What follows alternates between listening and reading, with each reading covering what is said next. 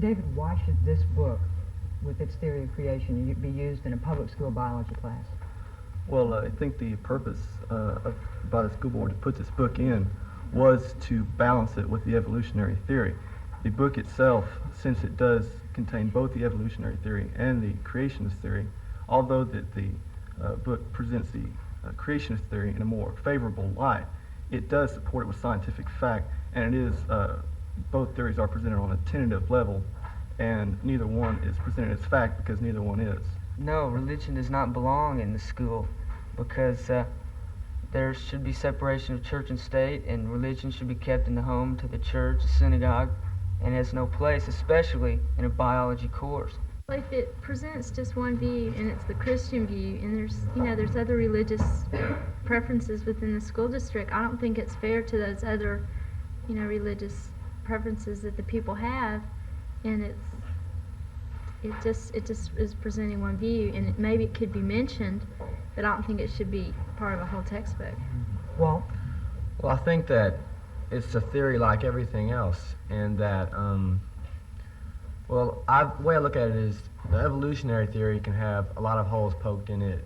Like, it would take so long for evolutionary process to go through that the Earth would be just billions and billions of years old, and scientists say, it's not even, couldn't be that old. And then from the religious point of view, there's so many holes you can poke in that too. And so to me, I just don't know which way to turn, and the fact that at least the student is given the choice to look at both theories, that's the only way I can see that it's the only fair way.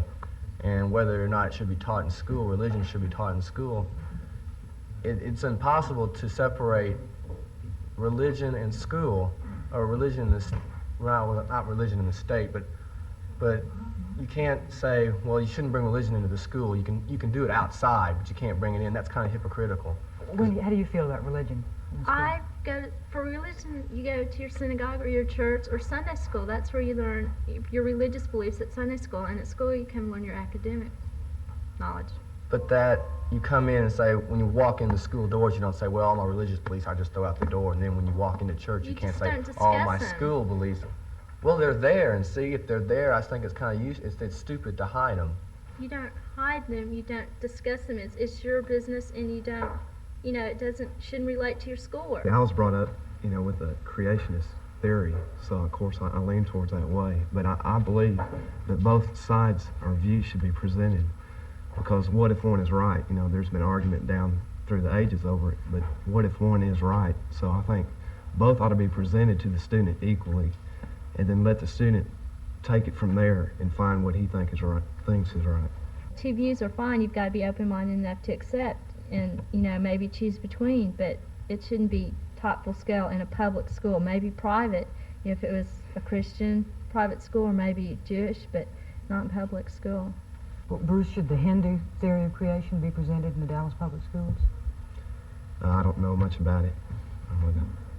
If a lot of scientific facts correlated and went along with the Hindu theory of creation, and in fact you could use that as an outline and be able to correlate the facts with it into a scientific proof, not proof, but a theory that held water pretty well, then I would say yes, you could. When I took 9th grade biology, it was more of it was the only theory that was taught, and so that was the scientific fact. We didn't have any other thing to look. We didn't have any other outlet or any other thing to look at. So we just took evolution as a fact. And then, well, my church, the church I go to, doesn't believe in a literal translation of the Bible necessarily, but students that go to churches that do believe in that literal translation, I found you could see it that they found it real hard what to accept. Whether to accept their church belief or what the school is teaching them.